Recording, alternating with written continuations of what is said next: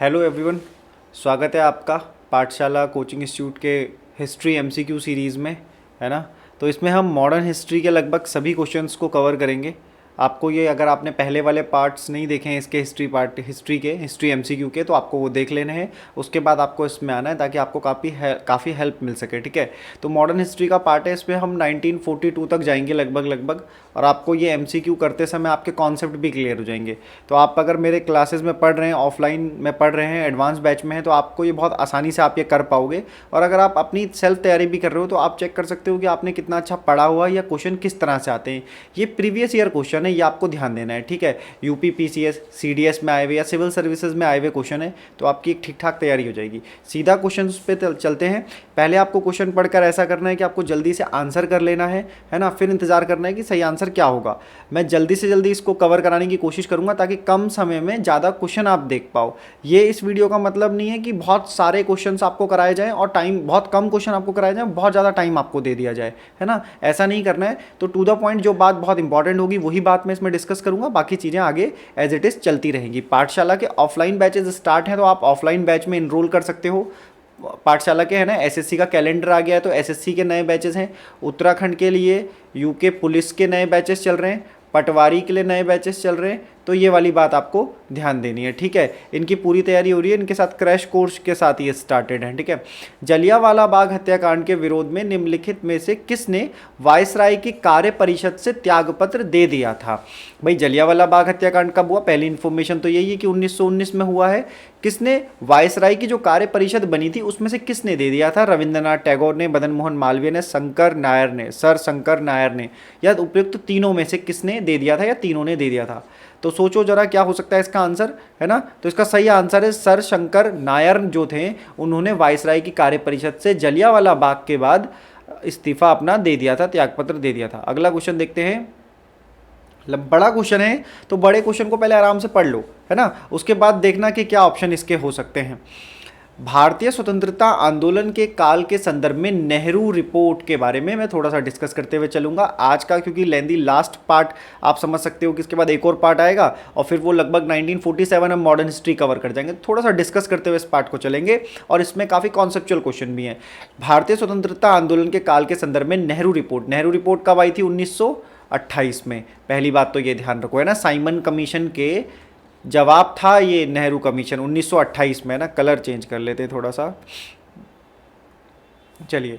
तो संदर्भ में नेहरू रिपोर्ट निम्नलिखित में से किसकी अनुशंसा की गई थी? किस पे की गई थी नेहरू रिपोर्ट में, ना। ये वाले कलर से नहीं, इधर से लिख लेते हैं।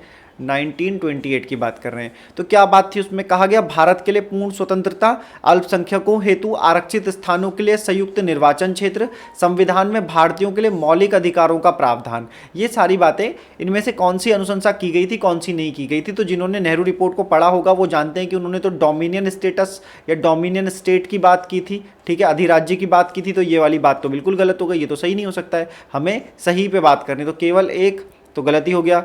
2 और 3, 1 और 3 उपयुक्त सभी, तो ये नहीं हो सकता, ये नहीं हो सकता, ये दिख रहा है। तो केवल 2 और 3 ही ऑप्शन है जो कि सही हो जाएगा। अल्पसंख्यकों हेतु आरक्षित स्थानों के लिए प्रयुक्त संयुक्त निर्वाचन की बात की गई थी, संविधान में भारतीयों के लिए मौलिक अधिकारों का प्रावधान, और 2 और 3, ठीक है। तो ये बात आपको थोड़ा सा ध्यान देनी है। अगले क्वेश्चन की तरफ चलते हैं।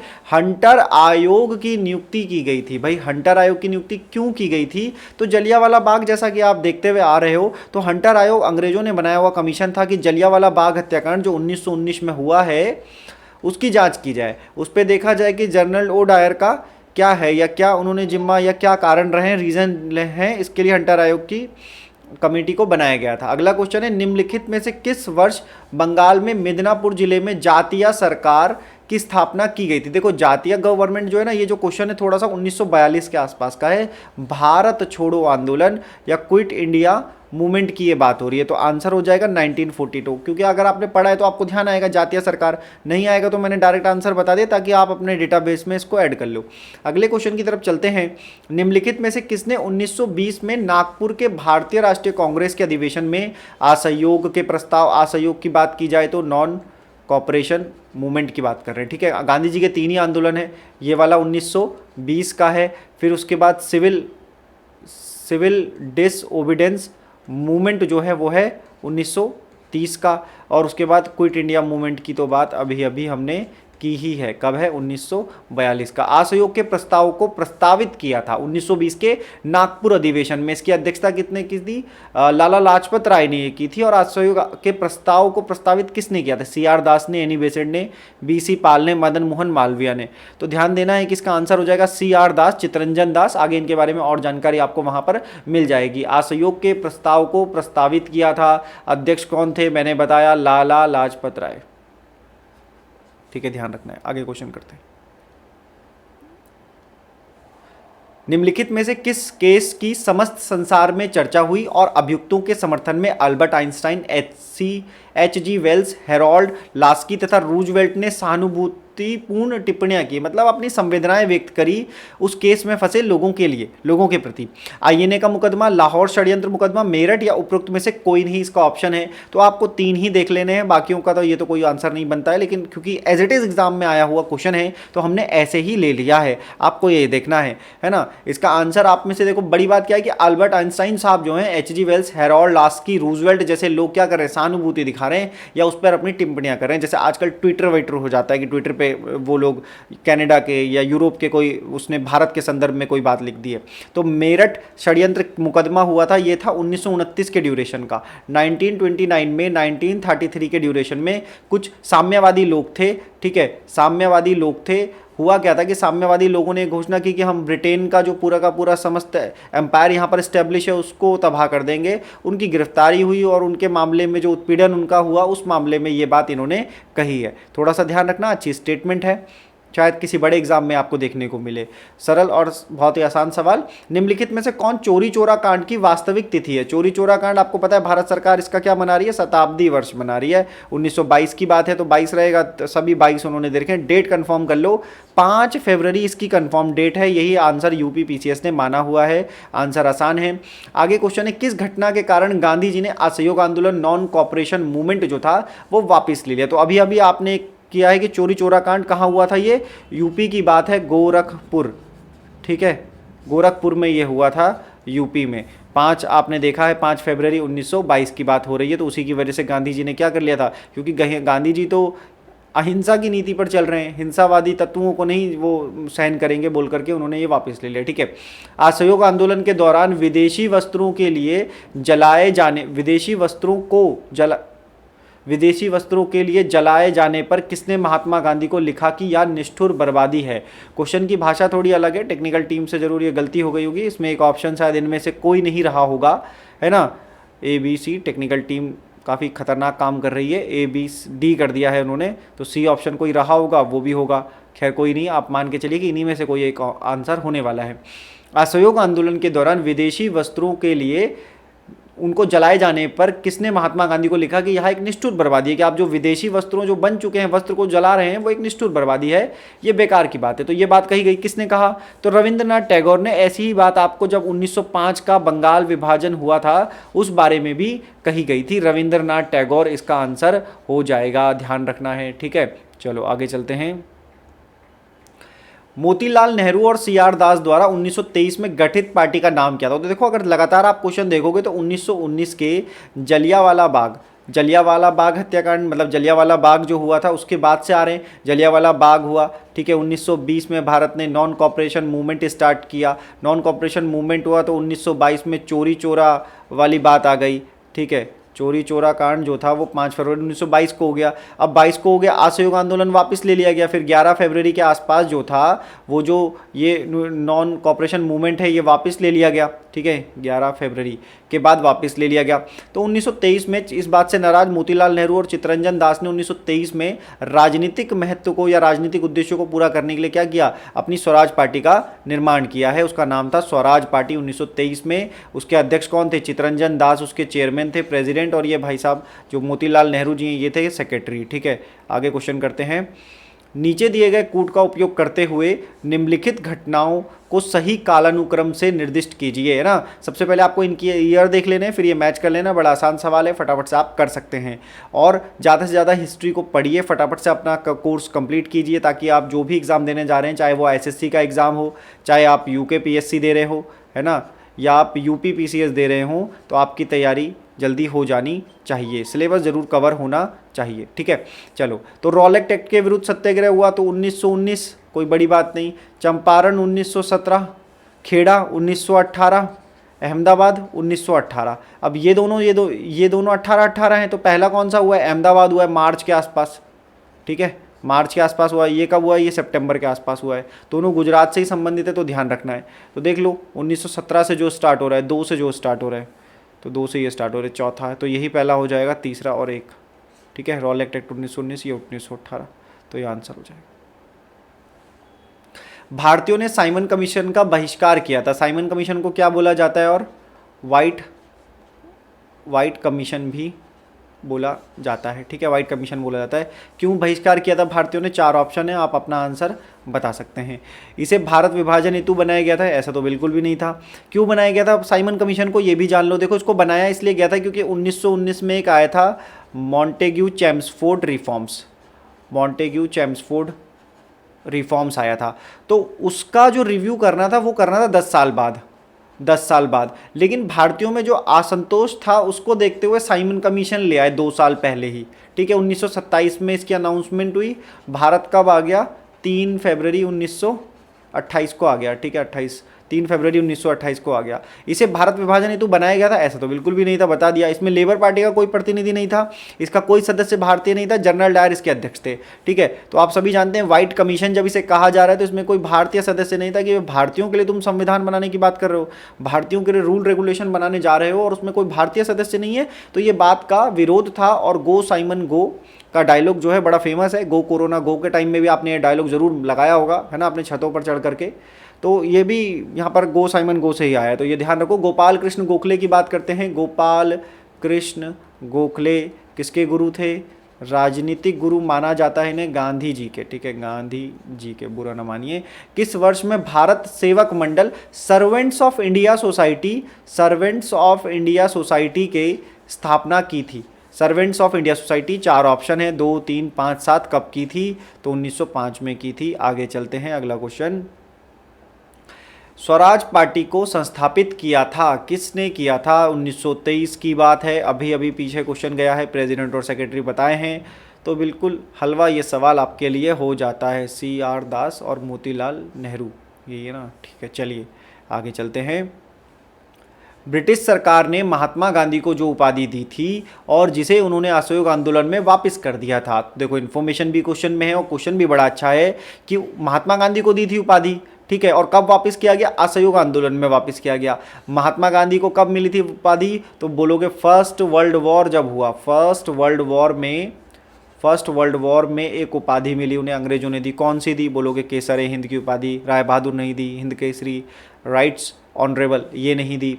तो महात्मा गांधी को मिली फर्स्ट वर्ल्ड वॉर में, ठीक है, भारतीयों को मतलब भारत की तरफ से अंग्रेजों को मदद करने के लिए। उसके बाद असहयोग आंदोलन जब हुआ जलियांवाला बाग हत्याकांड के बाद, तो वहाँ पर वापस कर दी उन्होंने, ये बात आपको ध्यान देनी है। निम्नलिखित कथनों में से कौन सा असहयोग आंदोलन के संबंध में सही नहीं है? ये वाली लाइन ज़रूर पढ़िएगा, सही नहीं है बताना है, तो ये ज़रूर आपने पढ़ना है, सही नहीं है। असहयोग आंदोलन नॉन कॉपरेशन मूवमेंट की बात चल रही है, ध्यान देना। इस आंदोलन की अवधि 1920 से 22 तक थी, तो अभी अभी आप पढ़ते हुए आ रहे हैं कि 1920 में स्टार्ट हुआ, उसके बाद क्या था, है ना। थोड़ा सा स्लाइड को आगे कर लेते हैं, टेक्निकल चीज़ें हैं, गड़बड़ हो जाती हैं। 1920 से 1922 तक थी। इस वर्ष के भीतर स्वराज की प्राप्ति इसका लक्ष्य था। तो 1920 से 1922 तक थी। चोरी चोरा वाला जो आपने मैटर पढ़ा है उसी से संबंधित है, तो चोरी और चोरा भी लिख लेते हैं। 1922 तक 1 वर्ष के भीतर स्वराज की प्राप्ति इसका लक्ष्य था। इसमें बहिष्कार की योजना थी।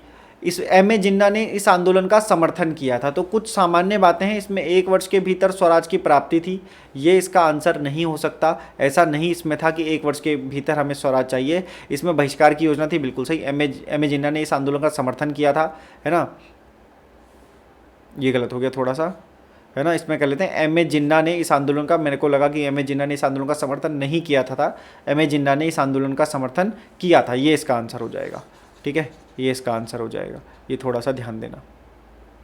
चलो अगले क्वेश्चन की तरफ चलते हैं।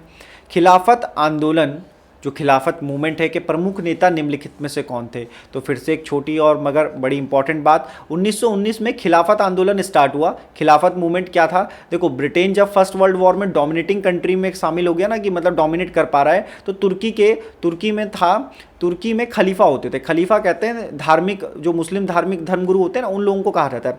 तो तुर्की का मैटर था सारा का सारा, तो ये तुर्की से उनको हटा करके, खलीफाओं को हटा करके वहाँ पर अपना शासन स्थापित जो होना चाह रहा था वो करना चाह रहे थे, उनको डोमिनेट कर रहे थे। पूरे विश्व के मुसलमान, साथ में भारतीय मुसलमानों ने भी इस बात का विरोध किया था। तो खिलाफत आंदोलन तुर्की के समर्थन में था। उसके अध्यक्ष कौन थे, नेता कौन थे, ये पूछा गया है। तो देखो 2 ऑप्शन 4 ऑप्शन, कोई भी आप एक पहले सबसे पहले बाहर कर लो। मौलाना अबुल कलाम आज़ाद, ये तो बिल्कुल भी नहीं थे। मोहम्मद अली जिन्ना नहीं थे। रफ़ी अहमद किदवई और शौकत अली बोला है। मौलाना मोहम्मद अली और शौकत अली, शौकत अली तो रहेंगे, तो शौकत अली यहाँ भी है, यहाँ भी है, तो ये शौकत अली और मौलाना मोहम्मद अली जो था ये इसका आंसर था। ठीक है, ये वाली बात ध्यान रखना। आगे चलते हैं।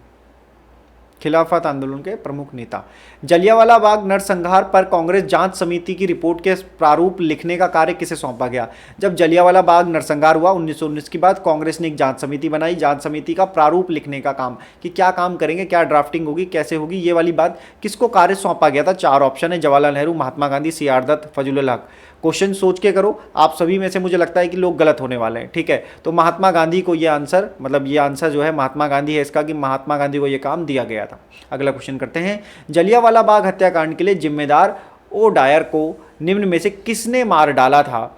तो देखो ध्यान से देखना है क्वेश्चन, जलियांवाला बाग हत्याकांड के लिए जिम्मेदार ओ डायर को निम्न में से किसने मार डाला था।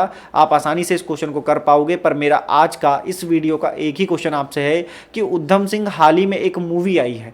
ठीक है, उधम सिंह हाल ही में एक मूवी आई है, आपको बताना है कि इसके डायरेक्टर कौन है, इस मूवी के निर्देशक जो हैं वो कौन है, आपको बताना है डायरेक्टर कौन है इस मूवी के। ठीक है, उधम सिंह एक मूवी आई है, जनरल डायर को मारा है, इसके डायरेक्टर। कई बार ऐसा पूछ लिया जाता है, या कोई मूवी जो है वो ऑस्कर के लिए नॉमिनी बनी हो तो भी वो पूछ ली जाती है। तो उधम सिंह के डायरेक्टर को आपको बताना है। इस वीडियो का एकमात्र सवाल ये है। कांग्रेस के खिलाफत आंदोलन का समर्थन किया था, कांग्रेस के खिलाफत आंदोलन का समर्थन किया था, किसने किया था। कांग्रेस ने खिलाफत आंदोलन का समर्थन किया, क्यों, है ना, क्या रीज़न थे, मुख्यतः किस बात को लेकर के वो खिलाफत आंदोलन का समर्थन कर रहे थे। खलीफा की पुनः स्थापना के लिए, खलीफा को हटाने के लिए, मुसलमानों की सहानुभूति प्राप्त करने के लिए, कांग्रेस में जिन्ना को हाशिए पर लाने के लिए। 4 ऑप्शन पढ़ोगे समझ आ जाएगा। कांग्रेस खिलाफत आंदोलन का समर्थन कर रही है क्योंकि गांधी जी ने दिल्ली में हुए अधिवेशन की अध्यक्षता की थी, तो इस बात से ये स्पष्ट है थोड़ा थोड़ा। अब आपको ये देखना है कि चारों बातों में से कौन सी बात ज़्यादा सही है कांग्रेस के खिलाफत आंदोलन का समर्थन करने के लिए। पहली बात है खलीफा की पुनः स्थापना के लिए, ठीक है, सही लग रहा है क्योंकि पुनः स्थापना करनी थी, मुसलमान यही चाहते थे तो उनको समर्थन दिया गया। खलीफा को हटाने के लिए तो दूसरा तो नहीं होगा, दूसरा तो नहीं होगा। मुसलमानों की सहानुभूति प्राप्त करने के लिए ये हो सकता है। कांग्रेस में जिन्ना को हाशिए पर लाने के लिए, तो ऐसी कोई विचारधारा कांग्रेस के अंदर तो फिलहाल उस समय तो नहीं थी, तो 4 भी नहीं हो सकता है, तो ये भी नहीं होगा और ये भी बाहर हो गया। तो 1 और 3 खलीफा की पुनः स्थापना के लिए सही है, 2 पहला सही है, और तीसरा मुसलमानों की सहानुभूति प्राप्त करने के लिए, ताकि वो भारतीय राष्ट्रीय आंदोलनों में पार्टिसिपेट करें। क्योंकि आपको मालूम है, अगर इससे पहले की स्थिति देखोगे तो मुस्लिम लीग बन चुकी है, 1916 में समझौता हो रहा है, तो कोशिश तो है कि मुसलमानों को साथ लेकर राष्ट्रीय आंदोलन किया जाए। ठीक है, तो यही एक अंतिम क्वेश्चन था आज का, और वीडियो बहुत जल्दी हम खत्म कर देते हैं। इसका रीज़न ये है कि कम टाइम आपको लगे और आपके कॉन्सेप्ट क्लियर हो जाए। ठीक है, अगर आप हमें फॉलो करें तो फेसबुक पे, इंस्टाग्राम पे, टेलीग्राम पे और यूट्यूब पे भी फॉलो करें हमें। ठीक है, सब्सक्राइब करें चैनल को, वीडियो को शेयर कर दें अगर आपको अच्छी लग रही है। और MCQ सीरीज़ में अगर आपको लगता है कि कोई प्रॉब्लम है या कोई इशू आ रहा है या किस तरह के क्वेश्चन आप देखना चाह रहे हैं, तो आप कमेंट सेक्शन में हमें बता सकते हैं। और पाठशाला ऋषिकेश के ऑफलाइन बैचेज स्टार्ट हो चुके हैं, तो आप वहाँ पर एनरोल कर सकते हैं। आज के लिए इतना ही। Thank you for watching.